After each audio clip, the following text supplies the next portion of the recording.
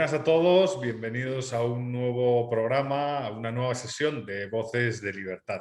Como saben, pues esta serie de tertulias ha tocado infinidad de temas a lo largo del ya más de un año que estamos grabando programas con amigos de toda Iberoamérica, y últimamente pues hemos dedicado los programas a la cuestión electoral, ¿no? Como saben, este año ha sido uno de esos años superelectorales para la región. Todavía quedan algún que otro comicio electoral, y el tema de las elecciones nos ha servido pues, para reflexionar sobre los retos que Iberoamérica tiene en los próximos años, ¿no? Hoy nos toca discutir de un tema muy interesante, un tema que obviamente está siendo y ha sido portada de todos los periódicos y de todos los medios de comunicación durante las dos últimas semanas, pero que vamos a intentar tocar desde un punto de vista alternativo. Es la cuestión de Cuba y el impacto de Cuba en la región. Y para ello, pues como siempre, contamos con grandes amigos en la sala, ¿no? Tengo aquí conmigo virtualmente a Pedro Ruchurtu, politólogo, profesor universitario, coordinador de Asuntos Internacionales de Vente Venezuela, y bueno, una persona que en la actualidad es vicepresidente de la Red Liberal de América Latina. Es un gusto colaborar con Pedro y leer a Pedro. También es un gusto leer y colaborar con Orlando Avendaño, en su momento editor jefe del medio Pan Am Post. Obviamente en la actualidad, como todos saben, es coeditor en jefe también del American, y bueno, Orlando es autor de ese fantástico libro, Días de sumisión, cómo el sistema democrático perdió la batalla con Fidel. Y también tenemos con nosotros a Tomás Lugo, ¿no? Periodista, articulista en el American, una persona comprometida con la defensa de la libertad en la región, y sobre todo un activista contra el comunismo y el totalitarismo. Con ellos la idea es, pues como siempre, charlar, en este caso, y como decía, sobre la influencia y el impacto que tiene Cuba en la región.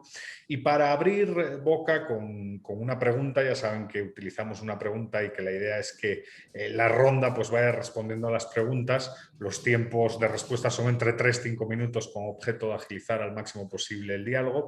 Pero la primera pregunta es una pregunta que yo creo que todos aquellos que nos ven tienen interés en escuchar sus respuestas, ¿no? Que es, desde vuestro punto de vista, ¿en qué ha consistido la política exterior cubana durante los últimos 60 años, ¿no? Y una segunda pregunta, que a lo mejor podría ser interesante y más políticamente incorrecta, es: ¿puede ser Cuba el origen de los grandes problemas que ha tenido Iberoamérica en cuestión pues, de ideas y de batalla de las ideas en la región? Le paso la palabra a Tomás, que es la primera vez que está aquí con nosotros, porque Orlando y Pedro son viejos conocidos. Entonces le paso la palabra a Tomás en primer momento. Así que bienvenido, Tomás. Es un gusto tenerte aquí con nosotros. Muchas gracias, Eduardo. También es un gusto para mí estar con ustedes. Muchas gracias por la invitación. Y bueno, haces una pregunta que yo creo que ahora es el momento más adecuado en mucho tiempo para discutirla, ¿no? Yo creo que estamos en un momento en el que se está haciendo cada vez más clara la relación que existe entre el régimen cubano y el resto de los estados socialistas que se han estado instalando en nuestra región.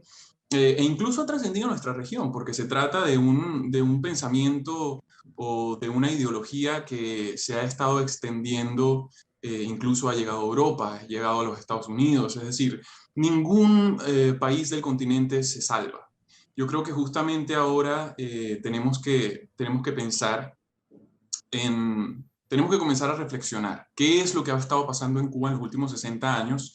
Y yo creo que la respuesta a eso es muy sencillo. La política de Cuba ha sido expansionismo, ha sido tratar de llevar esa ideología a cuantos países sea posible, a cuantas instituciones fuese posible, justamente para hacerla inquebrantable, para hacerla cada vez más fuerte y para que la influencia que tiene esa ideología revolucionaria y cubana en nuestra región, pues tenga cada vez más aspecto. Lo hemos visto y no ha sido silenciosa la acción de esta gente. Esta gente ha llegado a los países haciendo muchísimo ruido, han hecho unas campañas insoportables desde mi punto de vista. Yo creo que han sido muy ruidosos, excesivamente ruidosos, y ha ocurrido frente a la vista de todos. Y yo creo que eso es algo en lo que tenemos que reflexionar. ¿Qué es lo que hemos estado haciendo los amantes de la libertad, los defensores de la libertad,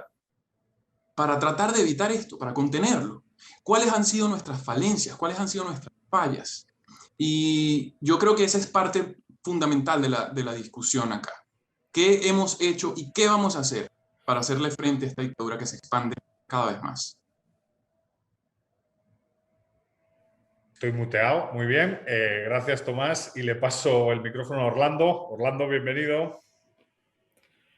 No, bueno, no es, bueno, también gracias, sabes que Eduardo, siempre un gustazo estar aquí.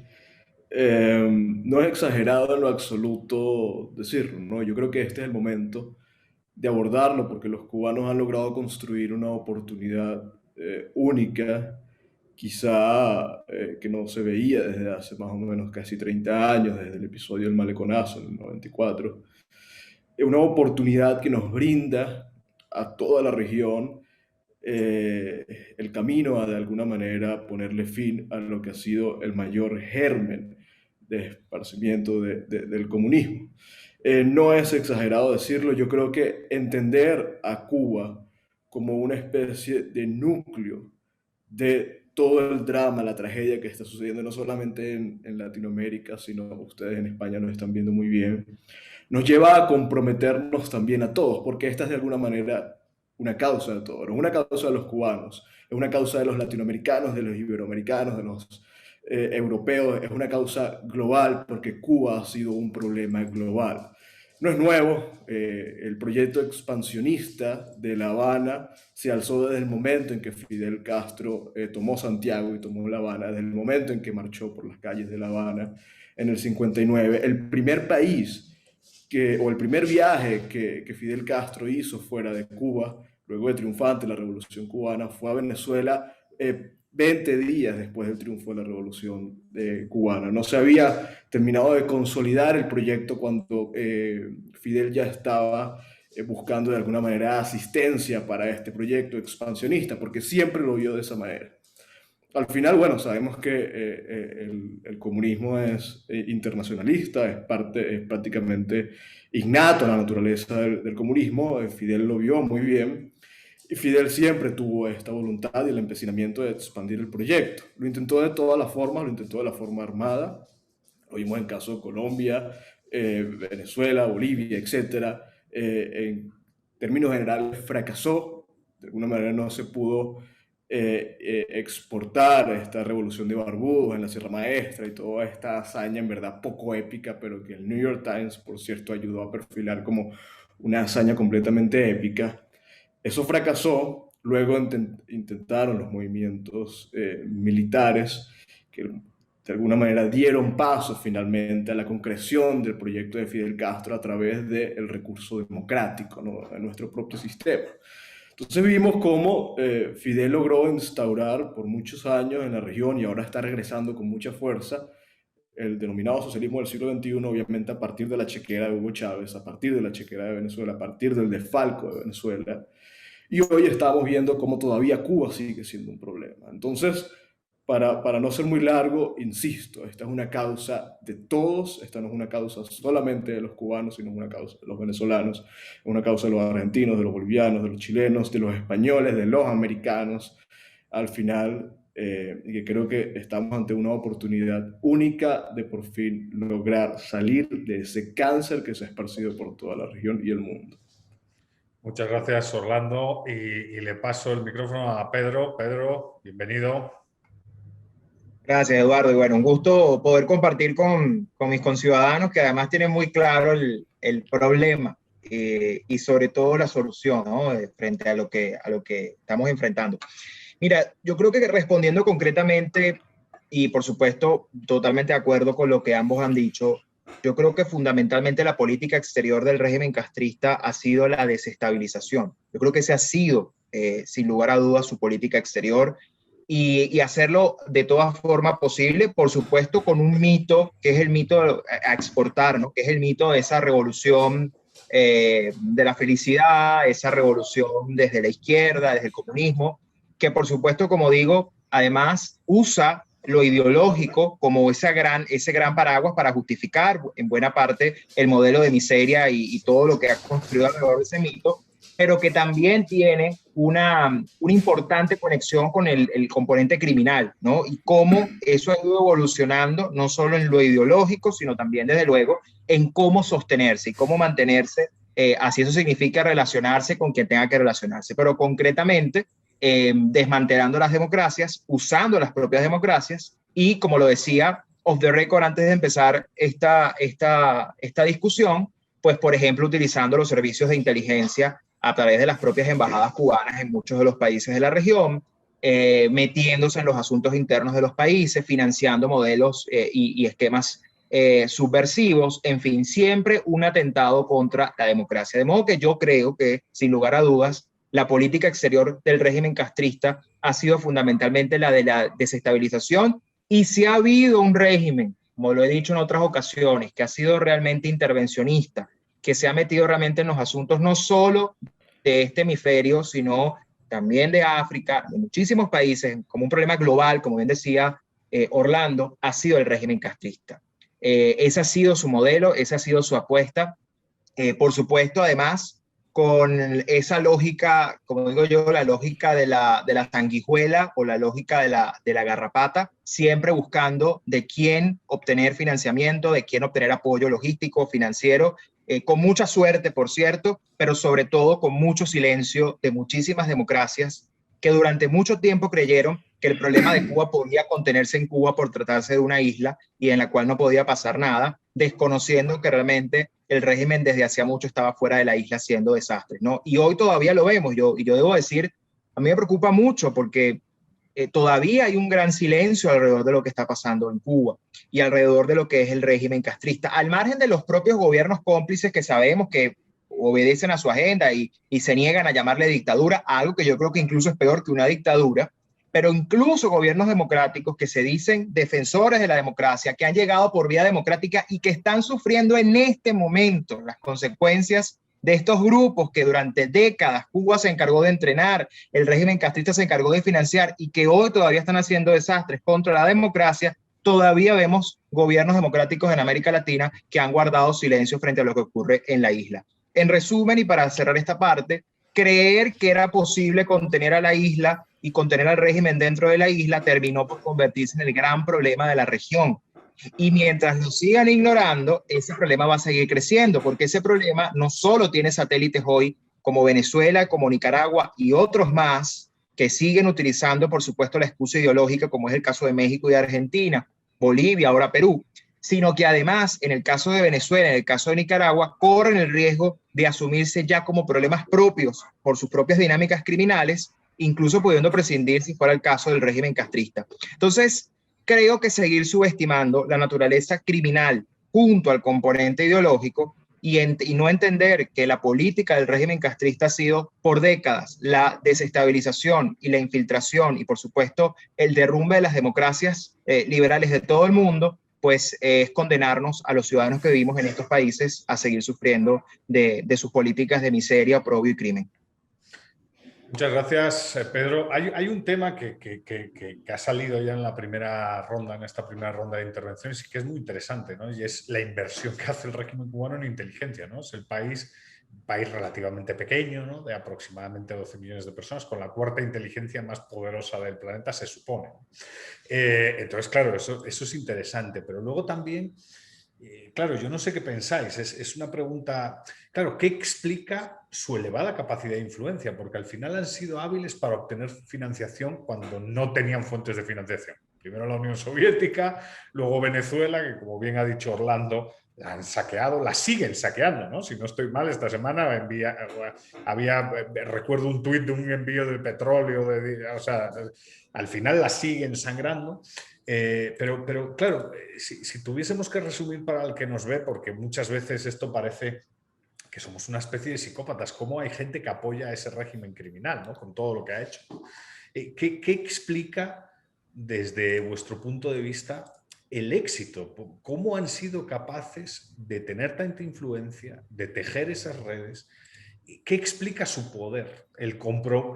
A lo mejor una explicación es la lucha por la supervivencia de los propios dictadores y de la oligarquía que controla Cuba. No hay otro camino que seguir para adelante, ¿no? Es como el lago de la sangre, ¿no? En Shakespeare, ¿no? Una vez te metes, pues tienes que seguir hacia adelante con todo, ¿no? Pero ¿qué explica el éxito? Porque desafortunadamente han sido exitosos. Ese es el punto. Desafortunadamente han sido exitosos. Orlando, ¿qué piensas al respecto? Sí, han sido exitosos. Yo creo que en términos de proyecto político, quizás ha sido el más exitoso que se ha alzado en la región, amén de sus propósitos, ¿no? Obviamente propósitos completamente liberticidas, criminales, asesinos, esclavistas, además, porque la isla es una isla esclavista, ¿no? Mira, yo creo hay una diferencia gigante entre los enemigos de la libertad y los amigos de la libertad, y es que los enemigos de la libertad no respetan las reglas del juego.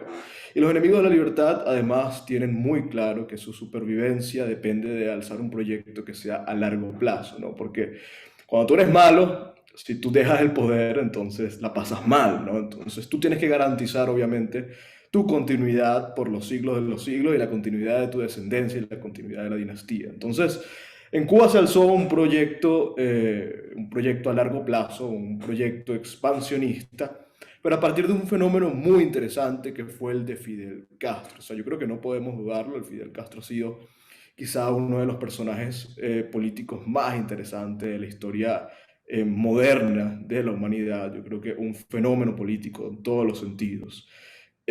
Alabado por toda la izquierda mundial, completamente alcahueteada por la izquierda europea que se iba a pasar las vacaciones en Cuba y luego regresaba a sus academias en París a hablar de las virtudes del socialismo, obviamente sin pasar sin ver la miseria, o le taparon la miseria como una especie de caballos.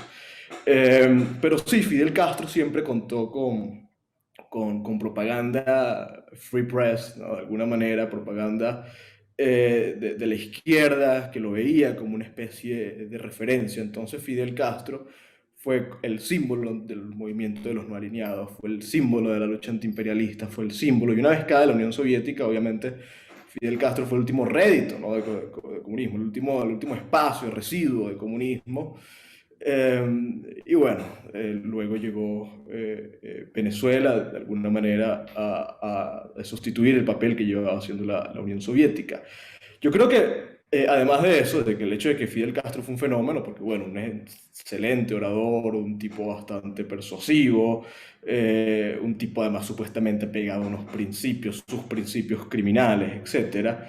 Yo creo que Cuba tiene algo muy interesante y es a partir de la construcción de este mega aparato de inteligencia que es el know-how, ¿no? Es la técnica, es la estrategia, es el libreto. Entonces, es como una especie de franquicia donde si tú eres un dictador en potencia comunista, obviamente necesitas comprar el libreto. Y comprar el libreto implica mucho, ¿no? Implica entregarle el país a Cuba, pero te entregan el libreto. Y vemos entonces lo que pasa en Venezuela, lo que pasa en Nicaragua, lo que de alguna manera pasa en Argentina, y tú te das cuenta, bueno, el libreto sí funciona, ¿no? O sea, sí logran quedarse, sí logran someter a la población a la miseria, a la pobreza, sí logran de alguna manera construir una estructura criminal, ¿no? Entonces yo creo que más o menos es por ahí, pero tenemos que partir de reconocer a Fidel Castro como un estadista, ¿no? Como un fenómeno político. Muchas gracias, Orlando. No, muy interesante. Quizás el gran ejemplo de todo lo que has dicho es Nicaragua, ¿no? Al final pierde las elecciones a finales de los 80, acepta el resultado, pero en 2006 dijo, esto no va a volver a pasar. Esto no, vamos a poner en práctica el libreto, esto ya no va a volver a pasar, ¿no? Pedro, ¿qué opinas al respecto? Totalmente de acuerdo. Si algo saben los criminales es aprender de los errores que pueden cometer para no repetirlos. Y Venezuela es el mejor ejemplo de eso. Y ahí hago el paréntesis porque, por ejemplo, después de lo que ocurrió con la Asamblea Nacional en el año 2015, que bueno, al margen de lo que fue el manejo de ese proceso, el hecho de haber tenido una derrota en aquel momento fue suficiente para que el régimen dijera, hasta aquí, esto no nos vuelve a pasar. Y en Venezuela no va a volver a haber elecciones hasta que el régimen no se vaya. Eso hay que decirlo en esos términos porque entendieron por dónde iba la cosa.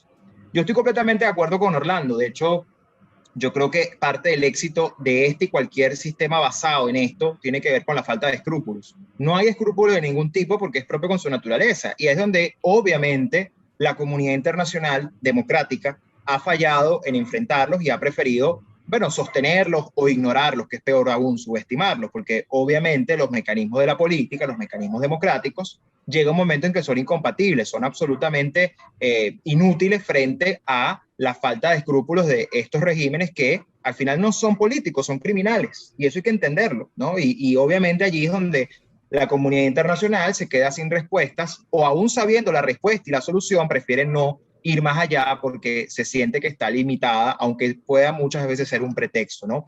Yo creo que parte del sostenimiento de esa imagen de esa isla de la revolución tiene que ver mucho con la figura de Fidel, probablemente es lo más importante, y sobre todo con la idea de romantizar, ¿no? La izquierda, ese modelo de la revolución cubana que llegó a traer justicia social y entre comillas, ¿no? Y todo lo que sabemos. Por eso es que yo soy de los que piensa cuando la gente dice que en Venezuela o en Cuba o en algunos países el socialismo fracasó. Yo creo que el socialismo fue muy exitoso si lo vemos como un saqueo. Es decir, el socialismo es un saqueo exitoso y el régimen fue muy exitoso saqueando no solo Cuba, no solo Venezuela, no solo los países en donde están.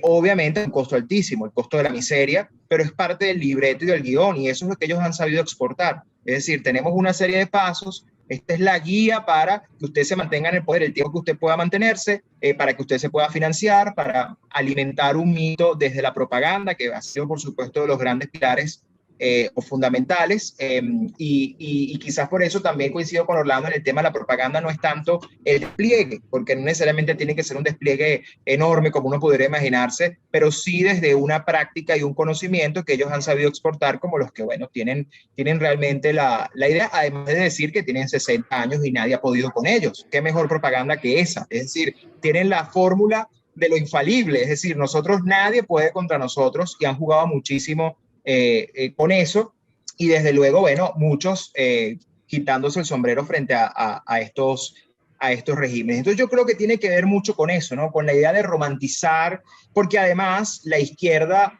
perdería de perder Cuba el gran símbolo que hoy todavía justifica este tipo de política, porque bueno, sí, queda como ese duelo de la Unión Soviética, que es como lejano, pero sobre todo de este lado del hemisferio, perder a Cuba significa perder el gran símbolo y la justificación ideológica para el crimen. Porque el crimen va a seguir siendo crimen, pero acá tiene una justificación ideológica en el marco del Foro de Sao Paulo, en el marco del Grupo de Puebla, en el marco como lo queramos ver, que Cuba alimenta. Y obviamente el régimen castrista lo sabe perfectamente. Y yo creo que ese ha sido probablemente parte de su éxito, además de su tremenda habilidad para saber pegarse a cualquiera que le pueda dar plata y mantenerlo en pie, como ha sido evidentemente en estas 6 décadas de manera bastante exitosa, saqueando los países y desangrándolos.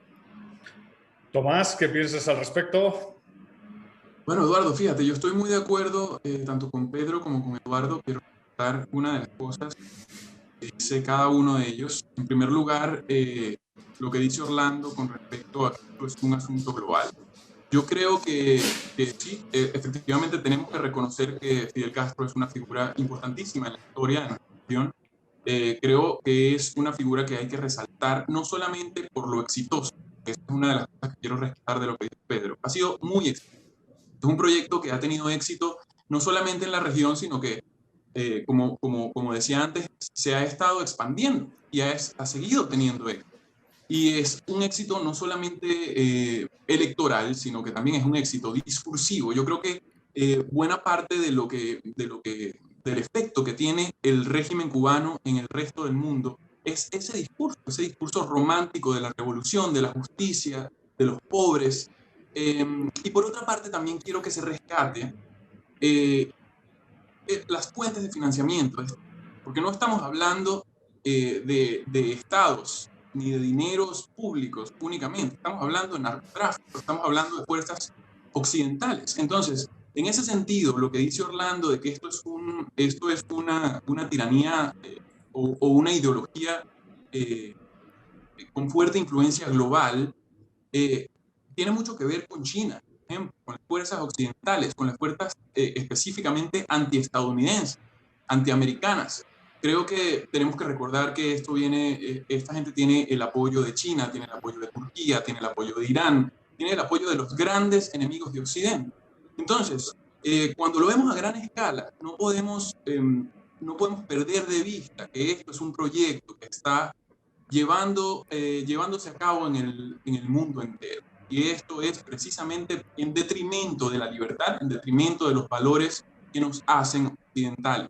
Creo que es eso, creo que tenemos que rescatar justamente que no es casualidad que haya tenido tanto éxito este proyecto en Latinoamérica, no es casualidad tampoco que haya sido en Latinoamérica, creo que tampoco ha estado aislado de los sucesos ni de la historia.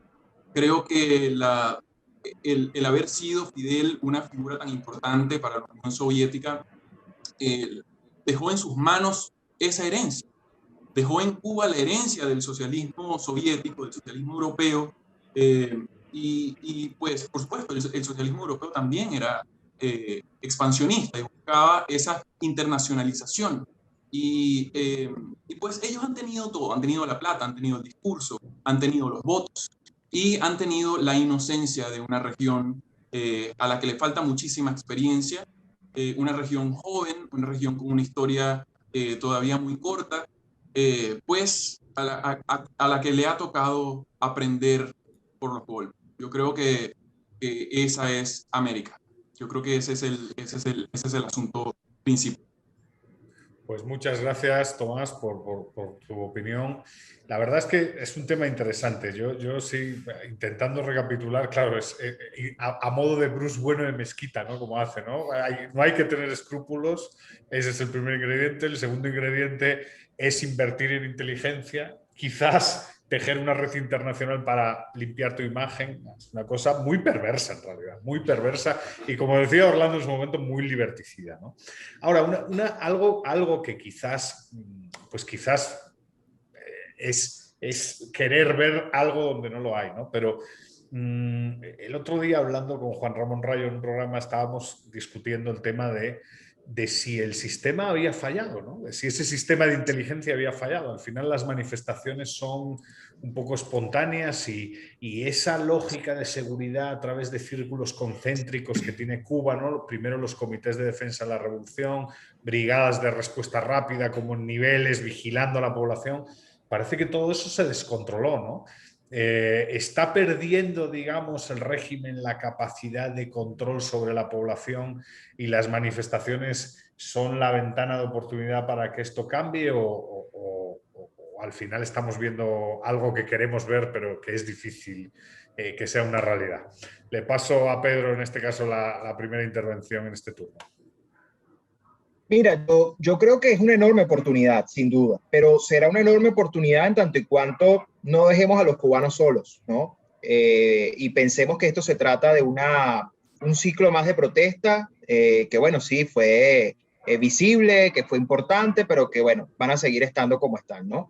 Como tampoco creo que ayuda a subestimar el propósito y alcance de esta protesta en el sentido de decir simplemente que era por el COVID o que era porque la comida no había llegado o por muchas otras cosas, ¿no? Yo creo que ciertamente el régimen castrista está en problemas en muchos sentidos. Primero, generacionalmente hablando, hay una cúpula que está allí, que está enquistada, que obviamente intenta mantener todo el sistema que Fidel y Raúl pues mantuvieron por mucho tiempo y que siguen controlando de algún modo, pero que obviamente están allí enquistados. Hay una generación que le viene inmediatamente, un poco más joven, que obviamente se está preparando para tomar el poder y que de algún modo, bueno, sabe que hereda no solamente esto, sino también una serie de problemas y una serie de condenas desde el punto de vista internacional y una serie de consecuencias. Entonces, obviamente, yo sí creo que dentro del régimen castrista y del régimen de Díaz-Canel, que al final es todo el mismo sistema, creo que hay en este momento serias fricciones, ¿no?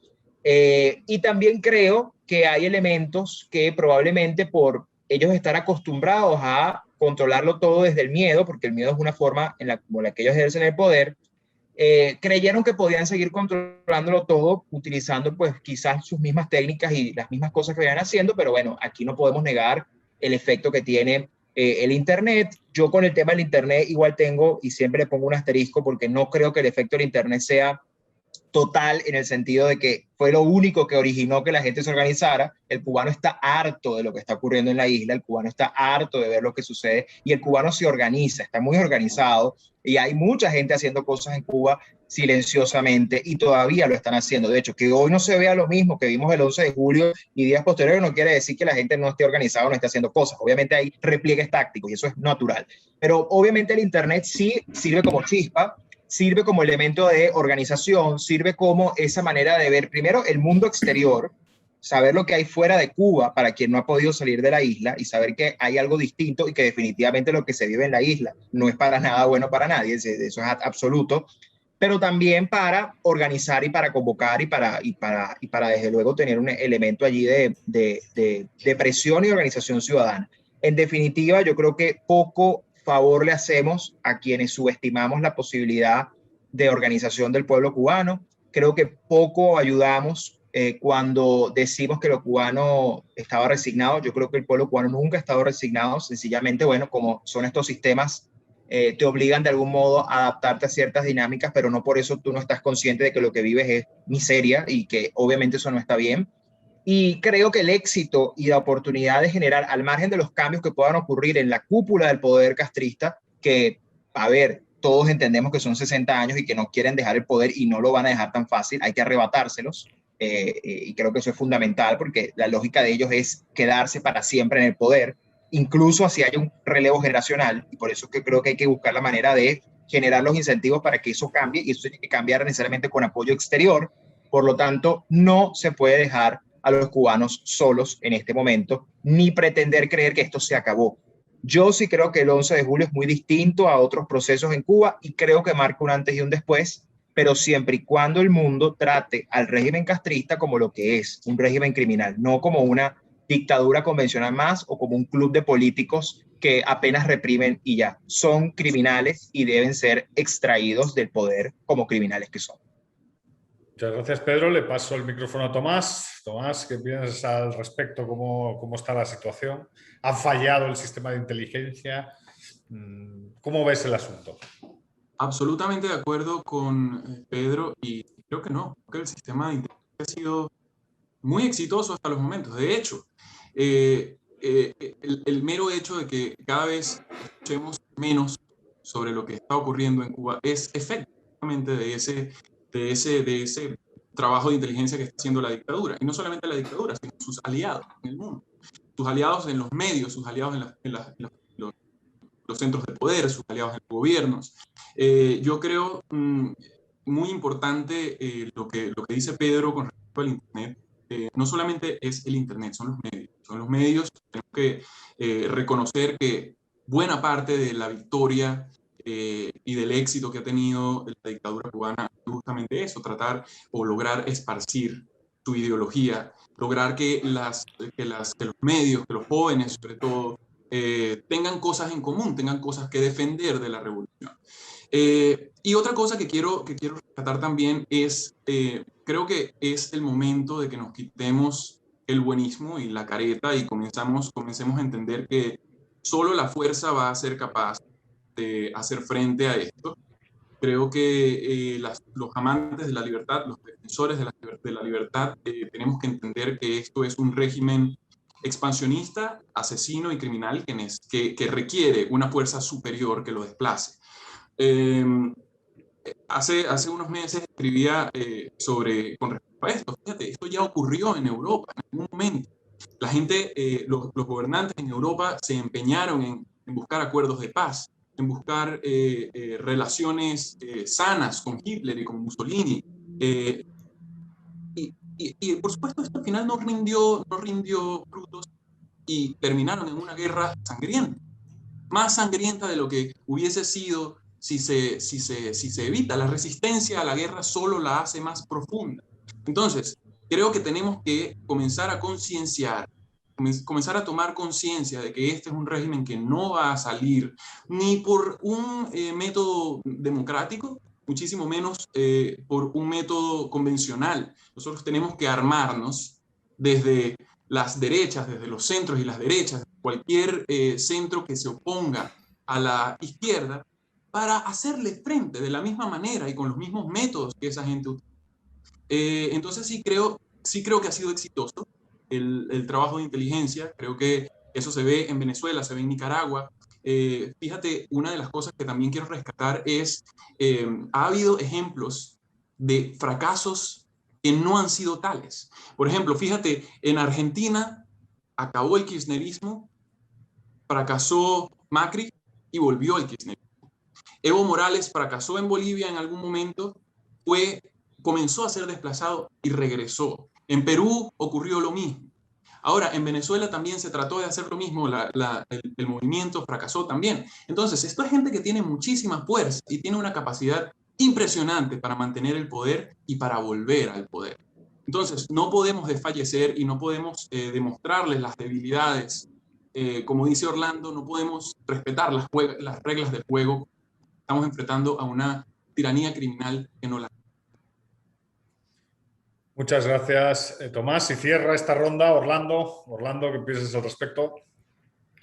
Sí, coincido con Tomás y Pedro, creo que lo han dicho casi todo. En Cuba, creo que el régimen, es decir, el aparato de inteligencia funciona, es como dice Tomás, precisamente hoy no sabemos bien qué ocurre dentro de Cuba porque el aparato de inteligencia funciona.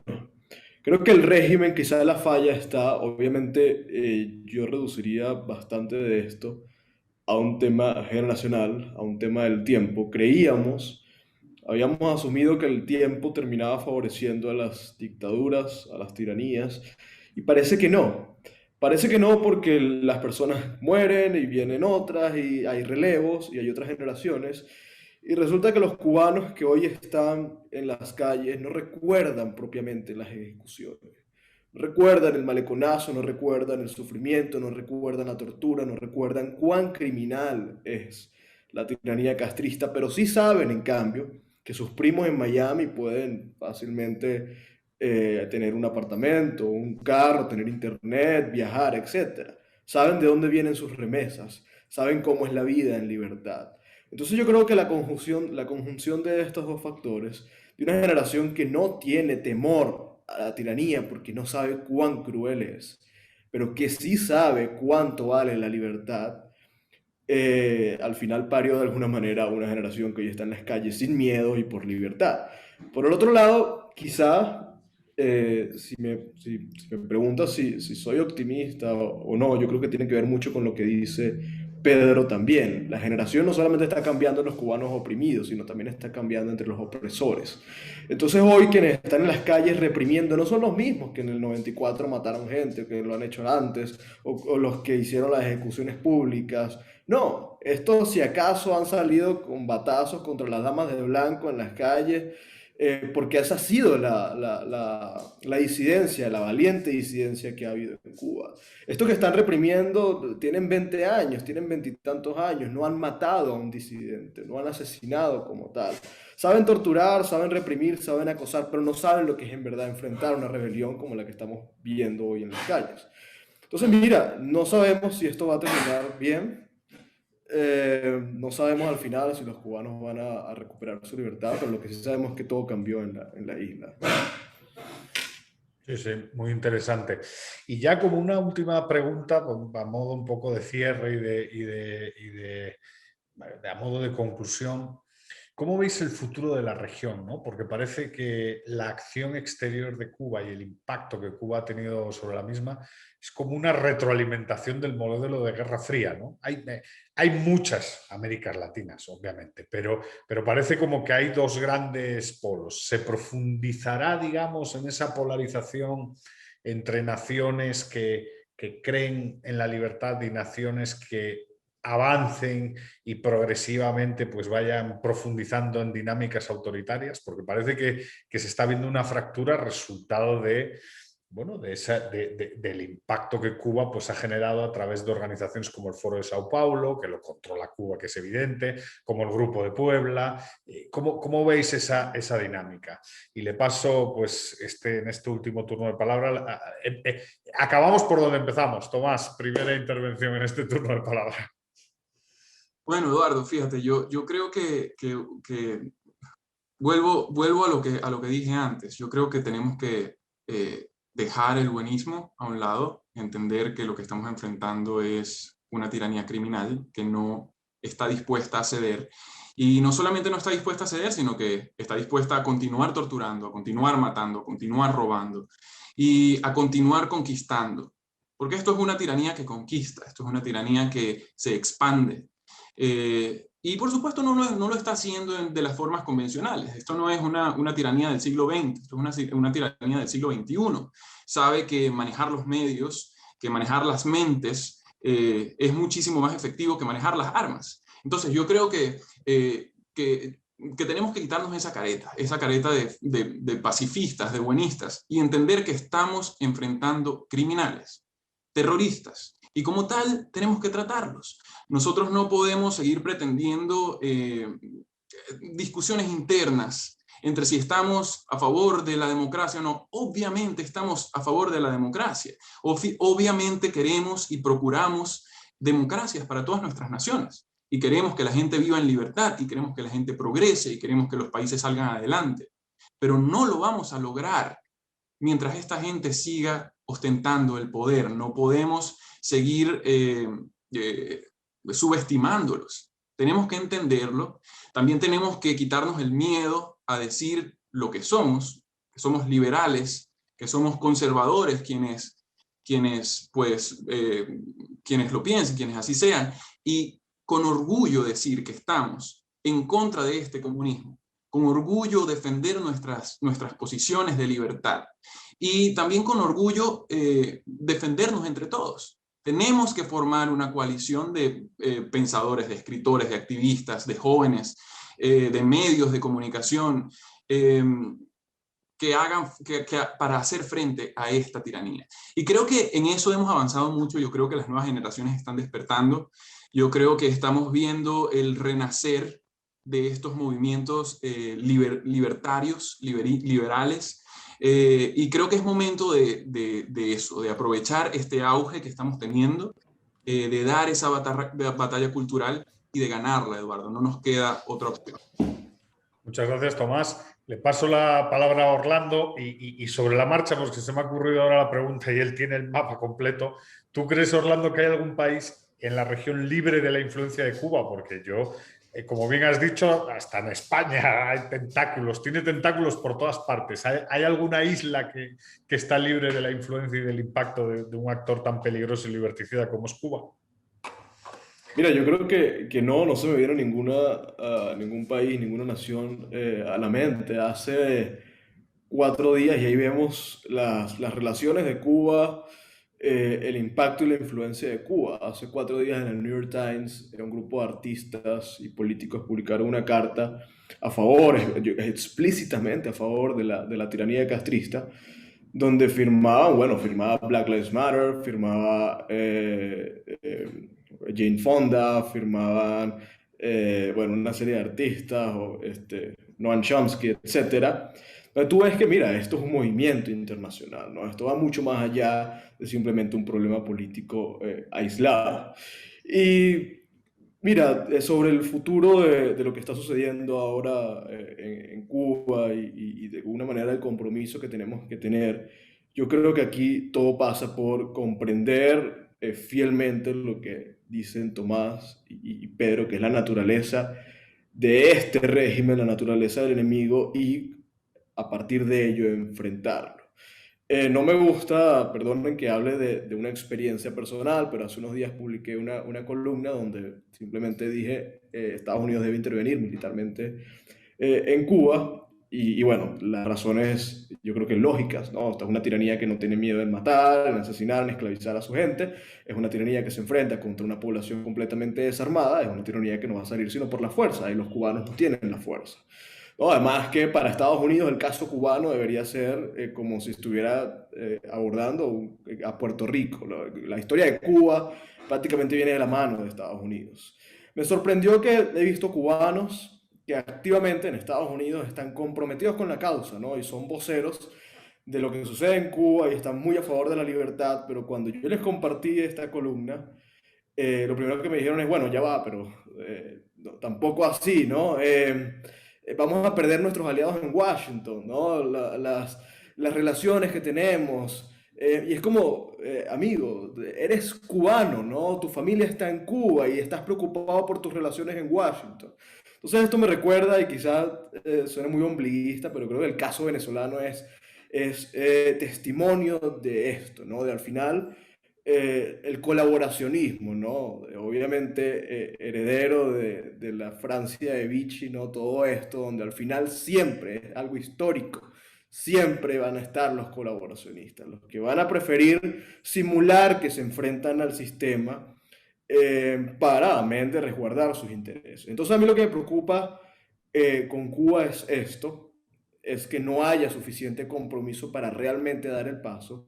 Porque sí, podemos pedir, no, bueno, hay que estar con los cubanos, tenemos, pero ¿qué es, Eduardo? ¿Qué es estar con los cubanos cuando los cubanos los están matando en las calles? Cuando estamos hablando de un régimen, publicar un comunicado de rechazo, un editorial en este medio, rechazamos, eso no es estar propiamente con los cubanos. Estar con los cubanos es dar el paso. Y lamentablemente nosotros no podemos sino abogar por eso, pero esto está en manos de realmente Estados Unidos o los gobiernos que sean aliados de Cuba. Yo creo que aquí, para terminar, tenemos que entender la naturaleza, y entender la naturaleza pasa por ver a Cuba como, así como, no sé, Israel podría ser el muro de contención de Occidente en Medio Oriente. Cuba es el muro de contención de los enemigos de Estados Unidos en Occidente.